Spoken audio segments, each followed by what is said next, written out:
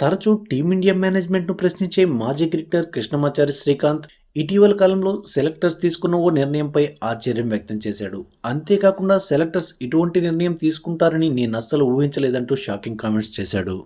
అసలు ఈ విషయంలో కృష్ణమాచారి శ్రీకాంత్ ఇటువంటి కామెంట్స్ చేశాడంటే రీసెంట్గా బీసీసీఐ ఐసీసీ టీ20 ప్రపంచ కప్ కోసం భారత జట్టును ప్రకటించింది. 15 మంది సభ్యులతో కూడిన ఈ జట్టులో వైస్ కెప్టెన్ శుభ్మన్ గిల్తో పాటు జితేష్ శర్మకు చోటు దక్కలేదు.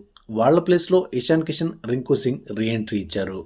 అయితే టీం కాంబినేషన్లో భాగంగానే శుభ్మన్ గిల్ను పక్కన పెట్టామని చీఫ్ సెలెక్టర్ అజిత్ అగర్కర్తో పాటు టీ20 కెప్టెన్ సూర్యకుమార్ యాదవ్ వివరణ ఇచ్చాడు. అలాగే ఓపెనర్గా అడగల వికెట్ కీపర్ కావాలని భావించడంతోనే ఇషాన్ కిషన్కు అవకాశం ఇచ్చామని, అలాగే మిడిల్ ఆర్డర్ను బలోపేతం చేసేందుకు రింకు సింగ్ను తీసుకున్నామని వివరించాడు.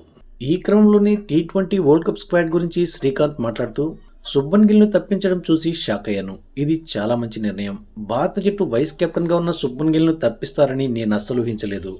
అలాగే రింకు సింగ్ ఇంకా ఇషాన్ కిషన్ను సెలెక్ట్ చేశారు. ఇది కూడా చాలా మంచి నిర్ణయం. ఎందుకంటే ఇటీవల కాలంలో ఇషాన్ కిషన్ అద్భుతమైన ఫామ్ను కనబర్చాడు. అటువంటి ఆటగాడికి జట్టులో చోటు ఇవ్వడం అనేది చాలా మంచి నిర్ణయం. ఈ విషయంలో నేను అజిత్ అగర్కర్తో పాటు మిగిలిన సెలెక్టర్లను కూడా అభినందిస్తున్నా. ఇక శుభ్మన్ గిల్ విషయానికి వస్తే వన్డే టెస్ట్ క్రికెట్లో గిల్ అద్భుతమైన ఆటగాడు. ఈ సంవత్సరం జరిగిన ఇంగ్లాండ్ పర్యటనలో పరుగుల మోత మోగించాడు.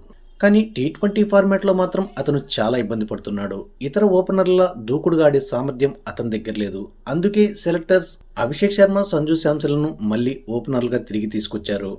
ఇక దేశవాళీ క్రికెట్లో ఇషాన్ కిషన్ పరుగుల మొత్తం మోగించి భారత జట్టు పిలుపునందుకున్నాడు. అతని ఎంపిక చాలా సంతోషాన్ని ఇచ్చింది. అతనికి ఇంతకుముందు వన్డే వరల్డ్ కప్లో ఆడిన అనుభవం కూడా ఉంది. కాబట్టి అతన్ని సెలెక్ట్ చేయడం మంచి నిర్ణయం అని శ్రీకాంత్ చెప్పుకొచ్చాడు.